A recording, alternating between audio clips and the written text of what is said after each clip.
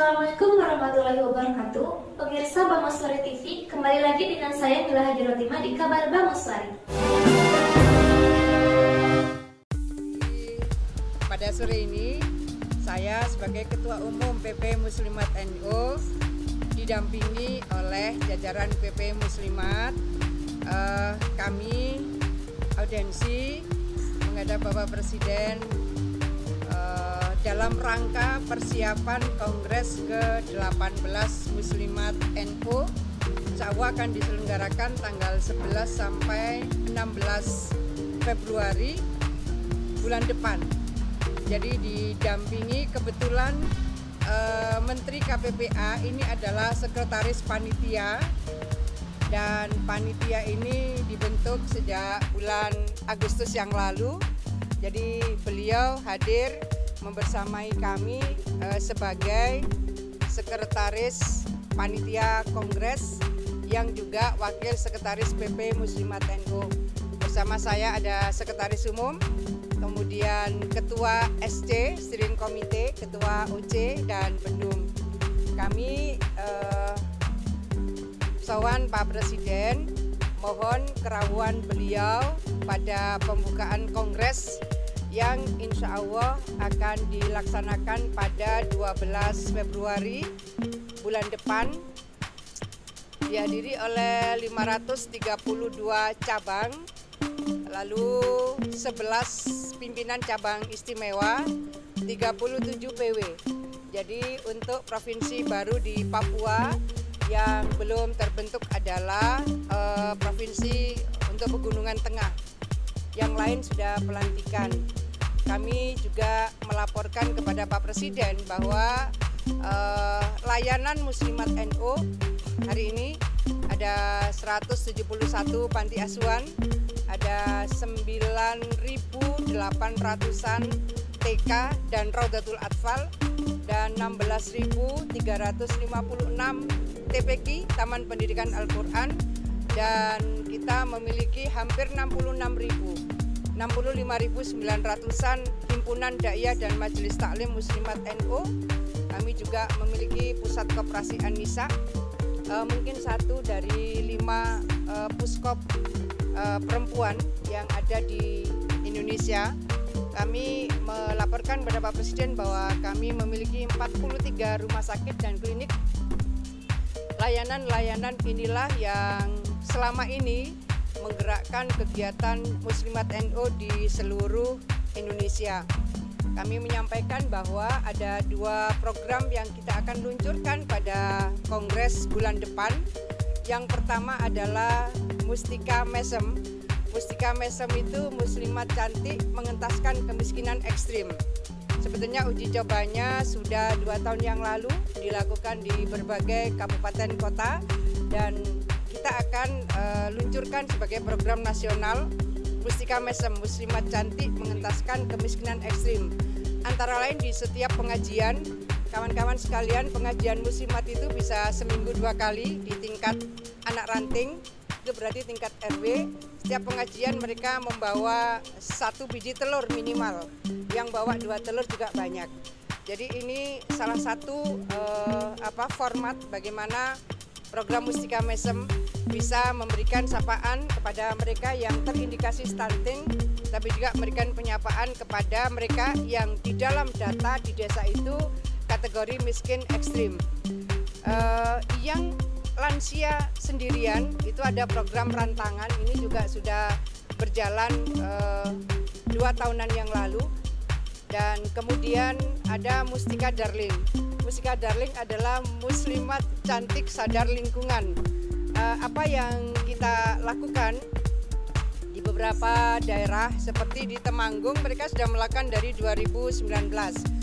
Lalu itu menjadi referensi bahwa pengajian-pengajian di lingkungan muslimat bisa dijadikan referensi setelah pengajian bersih, karena ada kader-kader darling, kader-kader sadar lingkungan. Dan di setiap pengajian mereka juga sudah memilahkan antara sampah plastik, sampah kering, dan sampah basah. Jadi tengah-tengah pengajian kader darling itu sambil keliling, dan setelah pengajian mereka juga membersihkan sampah-sampah itu. problem sampah adalah problem kita bersama, maka apa yang bisa kita inisiasi, kita coba maksimalkan lewat lini terkecil yang bisa kita lakukan. Lalu kalau tiap ranting, kemudian tiap anak cabang dan tiap cabang melakukan hal yang sama, dan itu bisa diikuti oleh yang lain, saya rasa problem penumpukan sampah di berbagai daerah relatif akan bisa diminimalisir. Saya rasa itu kawan-kawan sekalian, terima kasih seluruh atensi dan supportnya. Terima kasih. Ampun, ya.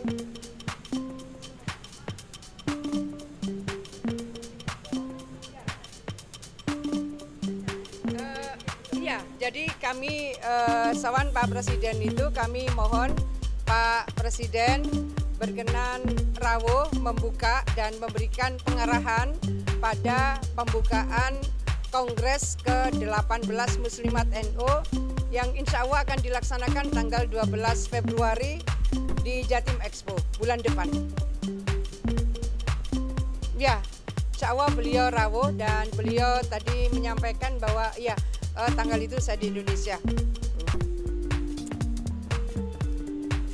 Iya, jadi beliau memberikan apresiasi luar biasa karena hal-hal yang kecil ini dipikirkan oleh Muslimat karena jaringannya luas, maka kita berharap tentu efektivitas dari program ini akan bisa terasa lebih signifikan. Kami tadi juga menyampaikan soal MBG.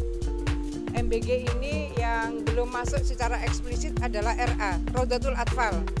Jadi sebetulnya antara TK dan RA cuma beda bahasa. RA ini Raudatul Atfal itu bahasa Arab. Kalau diterjemahkan ya Taman Kanak-Kanak. Nah, ini di dalam koordinasi Kementerian Agama. Jadi sejauh yang saya keliling ke berbagai daerah, mereka juga merasakan pentingnya sapaan yang sama.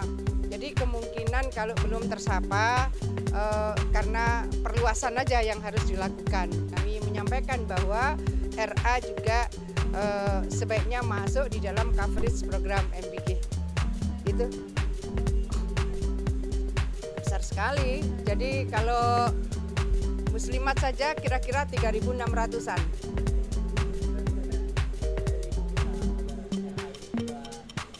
Ya, begitu. Jadi sangat mungkin tadinya dianggap sama kan, karena toh sebetulnya RA itu dengan terminologi bahasa Arab, artinya juga Taman Kanak-Kanak. Tapi kemudian di bawah menerjemahkannya ya yang menggunakan terminologi TK gitu. Nah, terminologi RA adalah yang ada di dalam koordinasi Kemenak. Maka IGRA, Ikatan Guru RA Jawa Timur, itu akhirnya melakukan raker di kantor Kemenak Jawa Timur. Karena saya menyampaikan, minta aja untuk direkomendasikan oleh Kanwil Kemenak Jawa Timur ke kementerian, sehingga bisa menjadi keputusan secara nasional. Ya, ya, ya. Ada RA yang besar, ada yang sampai 160. Ya, paling sedikit ada yang 32. Ya. Kongres ya. Ya.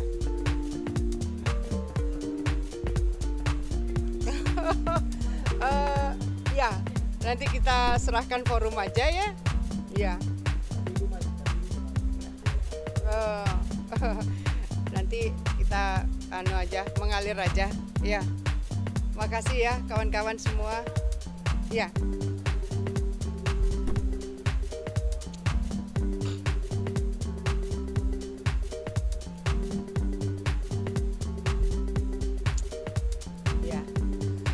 Retreat. Saya rasa semua membutuhkan update dari dinamika, baik lokal, regional maupun global. Apa yang terjadi di belahan negara manapun gitu, anytime itu bisa terjadi dan berdampak pada daerah-daerah tertentu. Sehingga retreat menurut saya menjadi bagian yang penting untuk saling mengupdate. Bagaimana sebetulnya adaptasi dan mitigasi. Mitigasi ini menjadi penting. Dulu ketika saya di zaman Gus Dur, saya juga melakukan retreat untuk BKKBN. karena vertikal waktu itu. Begitu luasnya wilayah yang harus dilakukan oleh BKKBN pada saat itu masih vertikal sampai PLKB, petugas lapangan KB di tingkat kecamatan. Kita melakukan retreat.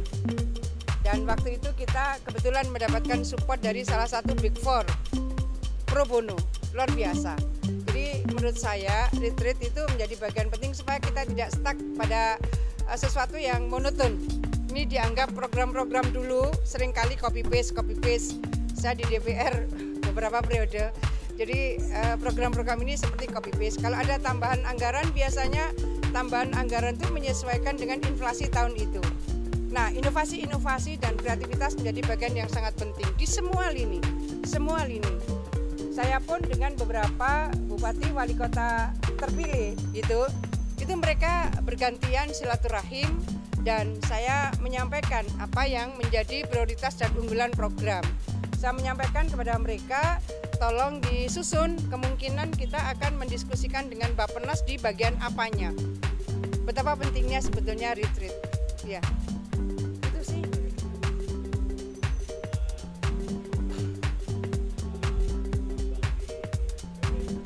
Oh, aduh, PBNU kali ya. Mungkin. Terima kasih. Ya.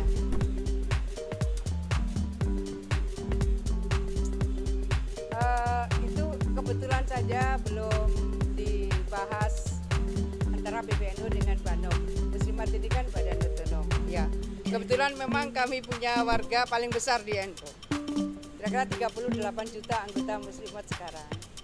Anggotanya paling banyak, tapi dalam hal ini kebetulan saja kami belum diajak untuk membahas itu. Terima kasih kawan-kawan semua, terima kasih. Demikianlah kabar Bangun Sore kali ini. Kita akan kembali di kabar Bangun Sore berikutnya. Saya Mila Hajar Hotimah beserta seluruh kru kerabat kerja yang bertugas undur pamit. Billahi taufiq wal hidayah. Wassalamualaikum warahmatullahi wabarakatuh.